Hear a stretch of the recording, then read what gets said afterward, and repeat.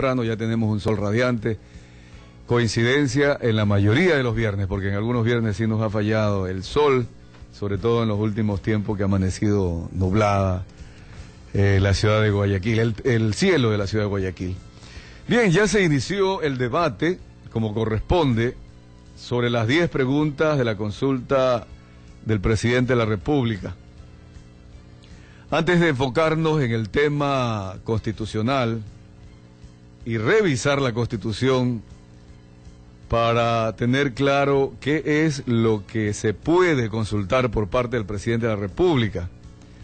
Anticipo, son los artículos 441 en adelante hasta el 444, que es el último artículo de la Constitución actual puesta en vigencia por la voluntad del pueblo nacional en septiembre del año 2008.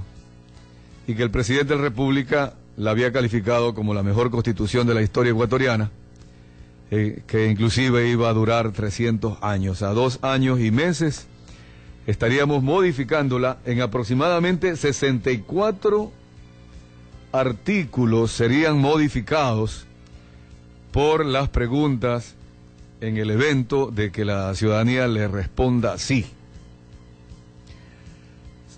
El día de ayer se reunieron 17 ciudadanos en la ciudad de Quito, artistas, exmilitares, también políticos que estaban en el retiro, escritores.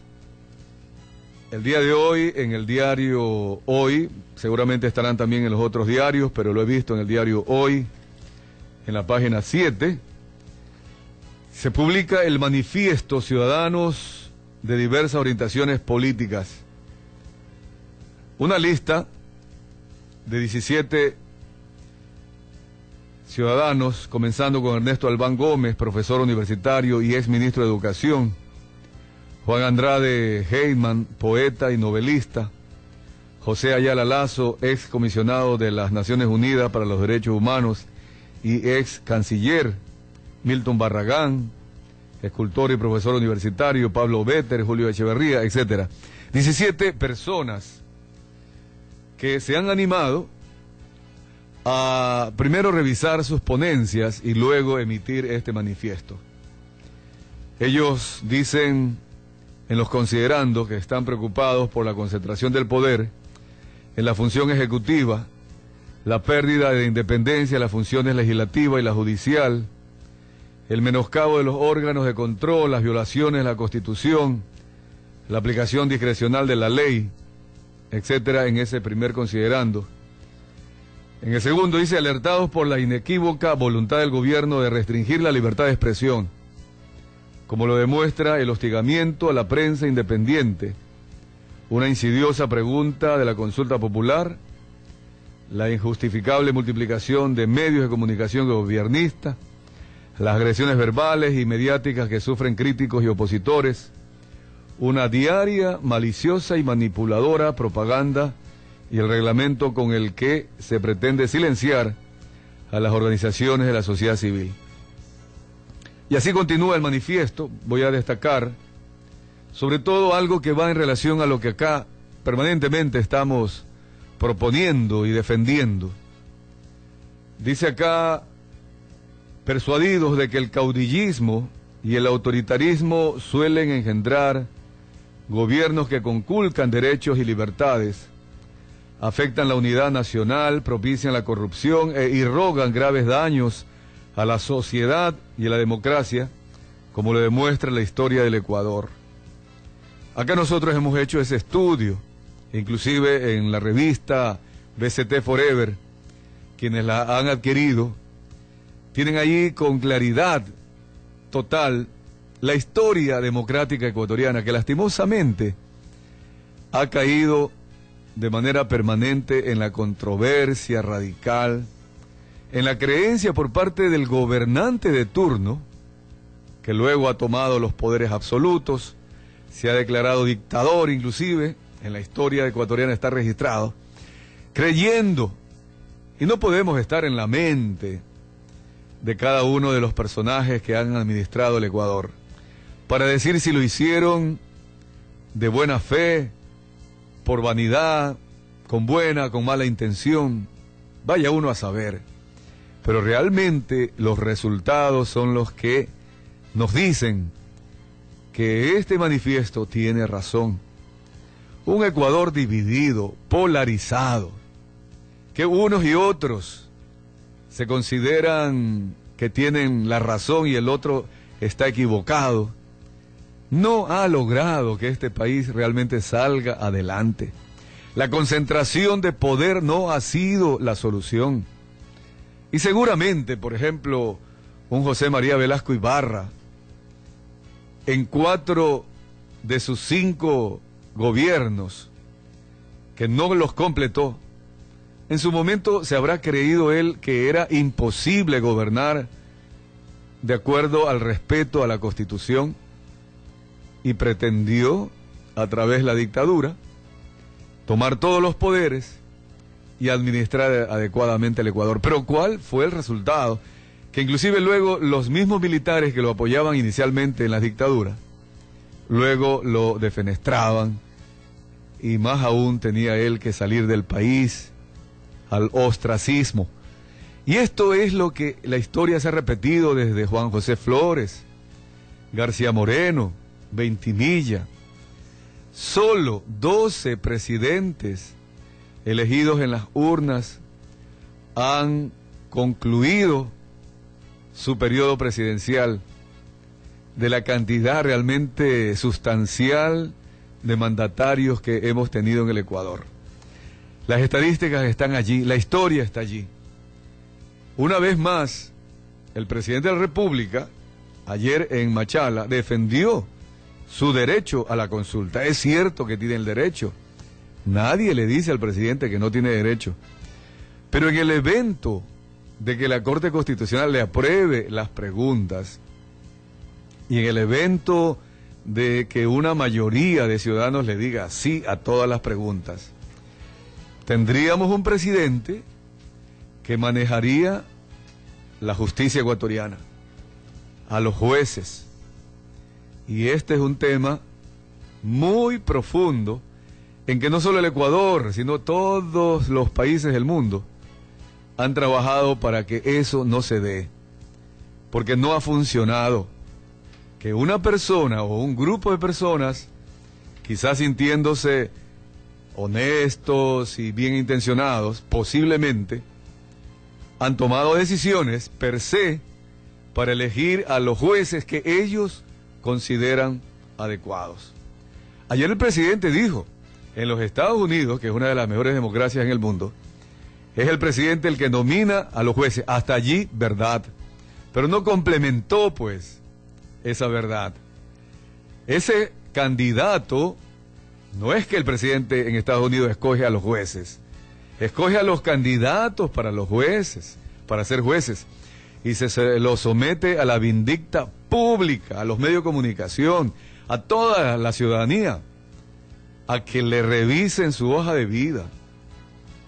Y luego, en el evento de haber pasado ese primer filtro de la opinión pública, pasa al Congreso estadounidense y ahí lo someten a pruebas, a unas revisiones orales, preguntas y repreguntas, hasta que realmente no le encuentran así por decir, un lunar a esa persona. Es cierto lo que dice el presidente, no elige a los jueces, sino a los candidatos para ser jueces, y pasan por la votación de el Congreso estadounidense.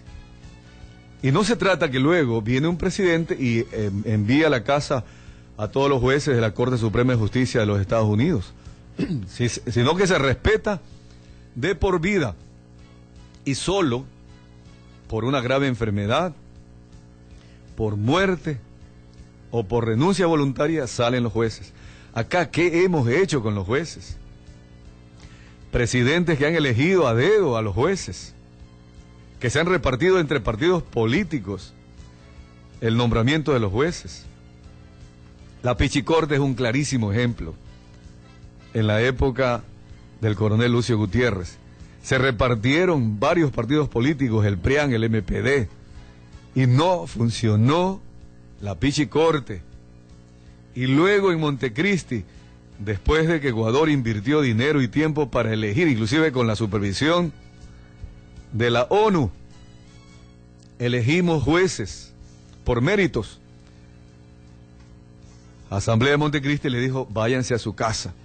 Y la actual Corte Nacional de Justicia y también el Consejo de la Judicatura, que deben elegir a los jueces, fueron elegidos en Montecristi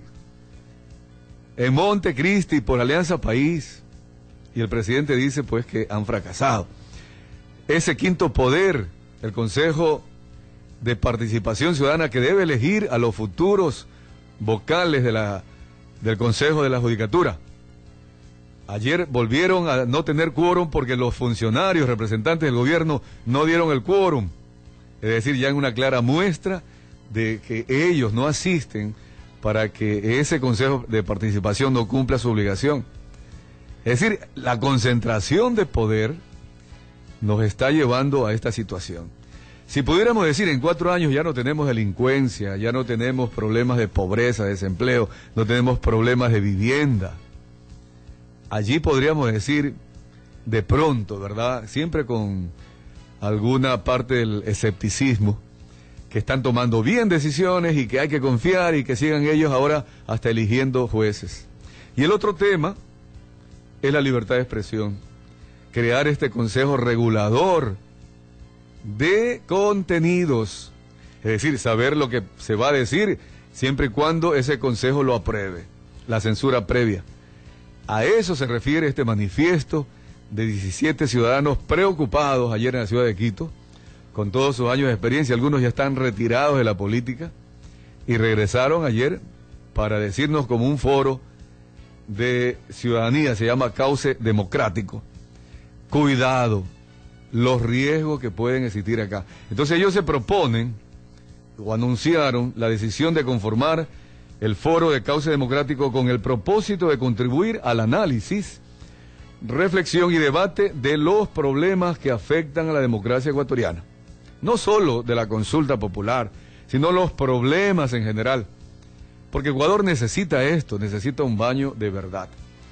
Asumiendo que el presidente vaya adelante, que la Corte Constitucional le apruebe las preguntas. Algunos dicen inclusive que de pronto la Corte Constitucional no responde a tiempo y por lo tanto, de acuerdo a la Constitución, las preguntas serían aprobadas por no respuesta.